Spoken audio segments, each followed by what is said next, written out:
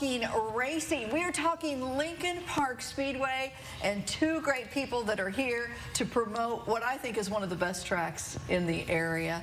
Jen and Tom Estes, welcome. Thank you. Good to see you both. Yeah. Thanks for coming in. Hey, listen, this is an exciting time of the year for you all, other than the fact that I've been lectured nonstop about rain before we came to you folks from Tom. But listen, it is part of the business, right? You just got to watch the weather.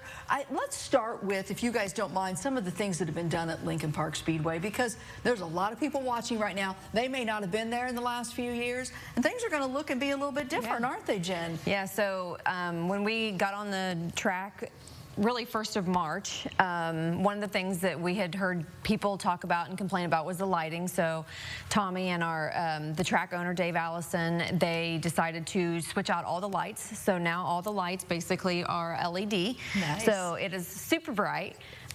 We changed up some things in the concession stand. We added a sugar shack. You can, attest to some of the other things you guys have done around. Well, we put in a new sound system. New sound system. All new speakers, new amplifiers, everything. Just trying to make the place more family-oriented. Okay. We've made it where it's non-smoking in the grandstands or non-vaping. Okay. That was a big hurdle to overcome. We caught a lot of flack for that. But you can't, it's a state law. But here's the thing, guys. I've had people say to me when I talk about Lincoln Park Speedway, I remember when I was a kid and my grandpa or my dad took me. There's a lot of memories that have been made. So what you're trying to do is create new memories, right? And even like back what you're talking about, there was an old popcorn bucket. Yes, they mentioned that. Okay, we brought that bucket back. And the same logo on it, retro type thing like that. And we see kids running down the hillside and stuff, got the buckets on their heads and everything. We fill them up with popcorn for $2, it's a great deal, So let's talk racing now. You have some things, you race every Saturday, right? Saturday. Pretty much every Saturday. And then when we talk racing, when does it all start on Saturdays typically?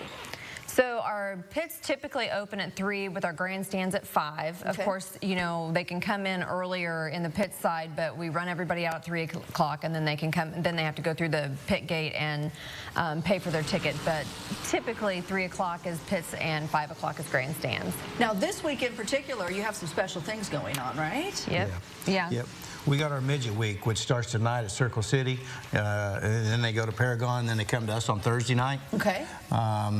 Then they go on and run the rest of the week through Sunday night at other racetracks. But then we come back and run our Saturday weekly show also, which is, sprint cars, UMP Modifieds, our Indiana Super Stocks, and our Bombers. Those are our weekly classes that we run every Saturday night. Nice. And special events that you have, too. You mentioned something coming up, I believe you said on the 20th in this month? The 20th of June, we're having our one and only scheduled wing sprint car show, 410 wing sprint car show.